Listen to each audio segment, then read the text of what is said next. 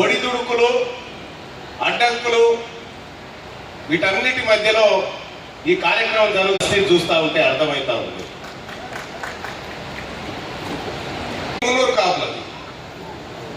మున్నూరు కాపులంతా ఒక దగ్గర కూర్చొని ఒక ఆలోచన చేసి ఈ రాష్ట్రంలో బీసీలకు ఏం జరగాలి, మున్నూరు కాపులకు ఏం జరగాలి అనేటువంటి ఆలోచన చేస్తున్నటువంటి క్రమంలో మీరు ఆ మీటింగ్ పోవద్దు, మీ మీటింగ్ మీరు పోవద్దని నేను చెప్తే మీరు ఒప్పుకుంటారా? ఒప్పుకోరు కదా. మా మీటింగ్కు బాధంతా పోతాం. ఇంకా మేము నియంత్రిస్తామని ఎవరైనా పొగరబోతుతనం ప్రదర్శిస్తే అది మీ దగ్గర పెట్టుకొని మీ రాష్ట్రంలో పీకేడు మంది లేదు. మంది లేనటువంటి మీకే అంత పౌరుషం ఉంటే ఇవాళ లక్షలాది మంది ఉన్నటువంటి మున్నూరు కాపు బిడ్డలంతా ఒక్కసారి తలుచుకుంటే మీ లోపాలు. నేను పెద్దలు కేశవరావు గారితో పోయి చర్చించిన ఈ అంశం మీద ఎక్కువ లెక్కలు అడగలే. రాష్ట్ర ప్రభుత్వమే ఇచ్చినటువంటి సోషియో ఎకనామిక్ అవుట్లుక్ లో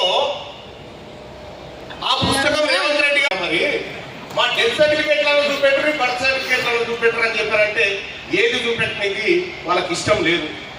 ఇదట ప్రపంచానికి, దేశానికి ఆదర్శవంతమైన సర్వే చేసినట్టు. ఆదర్శమే మరి. ఏ లెక్క ఎక్కడ ఉందో, ఎవడు ఎటుపోయిండో, ఇంట్లో ఉన్నోడెవడో పోయినోడెవడో లెక్కనే లేదు. బీసీ వర్గాల నుంచి 50 లక్షల మంది గైబైపోయారు.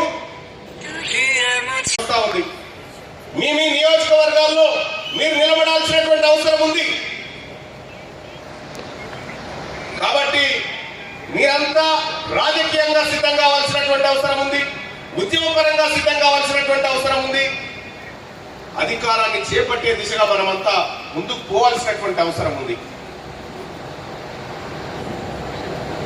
ఇవాళ తీన్మార్ మల్లన్న నేను బీసీల గురించి నేను లెక్కలు అడుగుతా ఉంటే వాళ్ళు నన్ను సస్పెండ్ చేసి,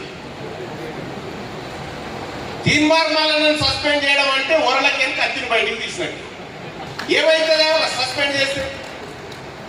తీన్మార్ మల్లన్న గెలిచింది మీ ద్వారా కాదు, మా ప్రజలంతా, నా కుల బాంధవులంతా, నా బీసీ సమాజం అంతా నిలబడి ఓట్లేసి గెలిపిస్తే తీన్మార్ మల్లన్న వచ్చింది. ఇవాళ మీరెవరైతే కుర్చీలో కూర్చురో వాటికి తీన్మార్ మల్లన్న పెట్టిన పిచ్చం మీకు అదంతా. మేము పెట్టిన పిచ్చం నేను తిరిగి గెలిపిస్తే కదా మీరు గెలిచిందాడ. 42 నియోజకవర్గాలు తిరిగినాం.